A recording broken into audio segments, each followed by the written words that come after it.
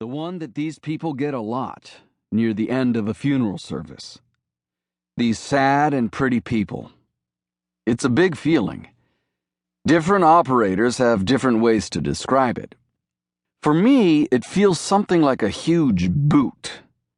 Huge, like it fills up the whole sky, the whole galaxy, all of space. Some kind of infinite foot, and it's stepping on me. The infinite foot is stepping on my chest.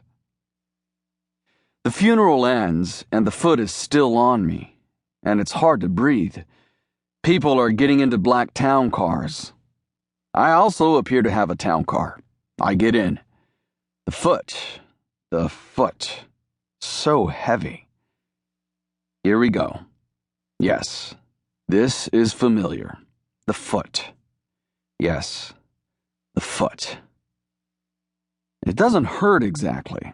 It's not what I would call comfortable, but it's not pain either. More like pressure. Deepak, who used to be in the next cubicle, once told me that this feeling I call the infinite foot, to him it felt more like a knee, is actually the American experience of the Christian God. Are you sure it's the Christian God? I asked him. I always thought God was Jewish. You're an idiot, he said. It's the same guy, duh, the Judeo-Christian God. Are you sure? I said. He just shook his head at me. We'd had this conversation before. I figured he was probably right, but I didn't want to admit it. Deepak was the smartest guy in our cube cluster, as he would kindly remind me several times a day. I endure a few more minutes of the foot, and then, right before the hour is up, right when the grief and guilt are almost too much, and I wonder if I'm going to have to hit the safety button, there it is. It's usually there at the end of a funeral, no matter how awful, no matter how hard I am crying, no matter how much guilt my client has saved up for me to feel. You wouldn't expect it. I didn't. But anyone who has done this job for long enough knows what I'm talking about.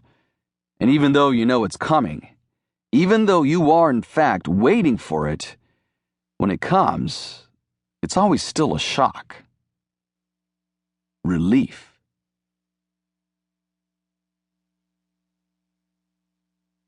Death of a cousin is $500. Death of a sibling is $1,250. Parents are $2,000 apiece. But depending on the situation, people will pay all kinds of money, for all kinds of reasons, for bad reasons, for no reason at all. The company started off in run-of-the-mill corporate services, basic stuff, ethical qualm transference, plausible deniability, the sort of things that generated good cash flow. Cash flow that was fed right back into R&D, year after year, turning the little shop into a bit player, and then a not-so-bit player, and then, eventually, into a leader in a specialized market. In those early days, this place was known as Conscience Incorporated. The company had cornered the early market in guilt. Then the technology improved. Some genius in Delhi had figured out a transfer protocol to standardize and packetize all different kinds of experiences. Overnight, everything changed. An industry was born.